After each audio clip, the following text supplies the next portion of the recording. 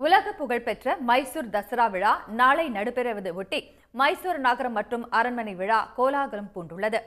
விழாவின் சிகர நிகழ்வான ஜம்பு சவாரி ஊர்வலம் நாளை மாலை நடைபெறுகிறது. இதுகுறித்து கூடுதல் விவரங்களுடன் இணைகிறார் எமது செய்தியாளர் குணசேகரன். இந்த விழா குறித்து முழு விவரங்களையும் பதிவு செய்யலாம்.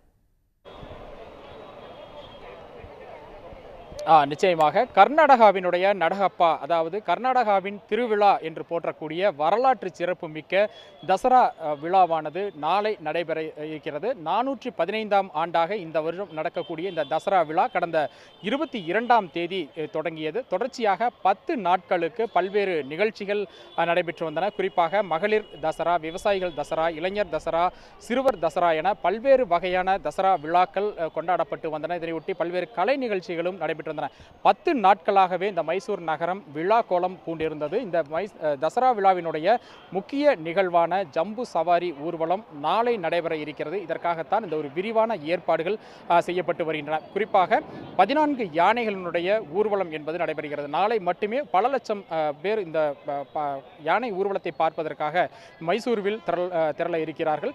குறிப்பாக 750 கிலோ எடை கொண்ட தங்க அம்பாரியில் சாமுண்டீஸ்வரியை வீற்றிருக்கக்கூடிய அந்த தங்க அம்பாரியை யானை சுமந்து வர 14 யானைகளுடைய ஊர்வலமும் இந்த பகுதியில் நடைபெற இருக்கின்றது. அதற்கு முன்பாக 50க்கும் மேற்பட்ட அலங்கார அணிவகுப்புகளும் நடைபெற இருக்கிறது. நாளை கர்நாடகாவுடைய முதலமைச்சர் சித்தராமையா, துணை முதலமைச்சர் டி.கே. சிவகுமார் உள்ளிட்டோர் பங்கேற்க இருக்கிறார்கள். மன்னர் வாரிசுகளும் இந்த விழாவில் பங்கேற்க இருக்கிறார்கள். இதனை ஒட்டி மைசூர் நகரம் விழா கோலம் பூண்டிருக்கின்றது. மைசூர் அரண்மனையும் 1,20,000 அலங்கார மின் விளக்குகளால் அலங்கரிக்கப்பட்டு இரவில் முழுமையாக ஜொலிக்கிறது. இது மட்டுமில்லாமல் மைசூர் நகரம் முழுமையாகவே ஆங்காங்கே அலங்கார மின் விளக்கு தோரணங்கள் போடப்பட்டு சாலை முழுவதும் மின் விளக்குகளால் ஜொலிக்கின்றன. இந்த விழாவில் பங்கேற்கக்கூடிய அந்த 14 யானைகளும் 2 மாதங்களுக்கு முன்பாகவே இந்த அரண்மனைக்கு கொண்டு வரப்பட்டன. பல்வேறு வனப்பகுதிகளில் வளர்க்கக்கூடிய அந்த யானைகள் கொண்டு வரப்பட்டு அவர்களுக்கு சிறப்பு பயிற்சிகளும் நடத்தப்பட்டன. குறிப்பாக இந்த மக்கள் கூட்டத்திற்குள் செல்லும் பொழுது அச்சப்படாமல் சென்று வருவதற்கு பயிற்சிகள், நடைபயிற்சி என்பதும் கொடுக்கப்பட்டது. அரண்மனையிலிருந்து சுமார் 5 கிலோமீட்டர் தொலைவில் இருக்கக்கூடிய அந்த பன்னி மண்டபம் என்று சொல்லக்கூடிய இடத்தின் வரைக்கும் இந்த அலங்கார ஊர்தி அணிவகுப்பும் யானைகளுடைய நடைப்பயணமும் நாளை ஊர்வலமும் நடைபெற இருக்கிறது. இதற்காகத்தான் இந்த யானைகளுக்கும் 2 மாதங்களாக பல்வேறு கட்ட பயிற்சிகளும் நடைபெற்றிருக்கின்றன.